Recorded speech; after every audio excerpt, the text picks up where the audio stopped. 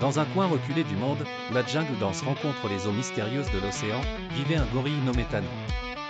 Tano était le chef de son clan, un leader sage et puissant, connu pour sa force imposante, mais aussi pour la bienveillance avec laquelle il guidait son groupe. Cependant, malgré son rôle de protecteur, il ressentait souvent un vide qu'il ne pouvait pas expliquer. Ses compagnons l'admiraient, mais personne ne semblait vraiment comprendre la profondeur de ses pensées, ses rêves d'un monde plus vaste que la jungle dans laquelle il était né. Chaque nuit, Tano regardait les vagues scintillantes au loin, se demandant ce qui se trouvait au-delà de cette frontière liquide qui semblait séparer son monde de l'inconnu. Un jour, après une longue saison de pluies intenses, une grande tempête s'abattit sur la côte. Les arbres tremblaient sous la force des vents, les rivières débordaient, et même les animaux les plus intrépides cherchaient refuge. Tano, pris par surprise alors qu'il s'aventurait près de la plage, fut emporté par les eaux déchaînées. Malgré sa force, il ne pouvait pas lutter contre la furie de l'océan. Il fut emporté par les courants jusqu'à ce qu'il perde connaissance.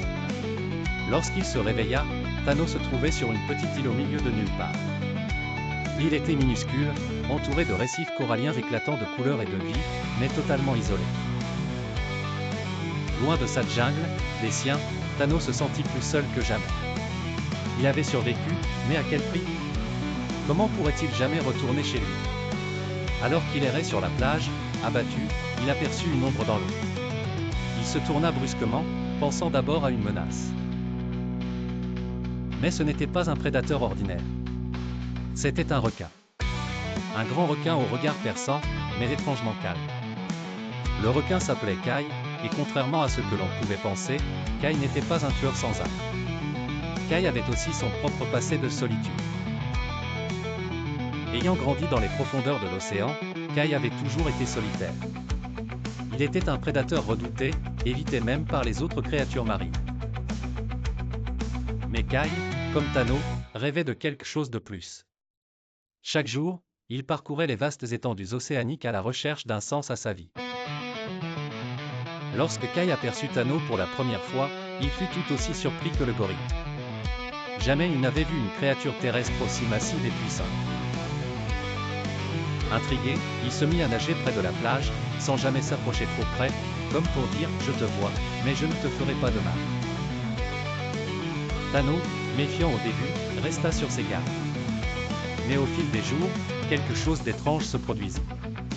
Kai continuait à revenir, jour après jour, nageant paisiblement autour de l'île, et Tano commença à comprendre que ce requin ne lui voulait aucun mal. Une forme de communication silencieuse s'établit entre eux. Ils ne pouvaient pas parler, évidemment, mais ils n'en avaient pas besoin. Tano se tenait sur le rivage, jetant parfois des morceaux de noix de coco à l'eau, et Kai, en réponse, immergeait légèrement pour montrer qu'il était toujours là. Cette relation étrange mais profonde se renforça au fil du temps.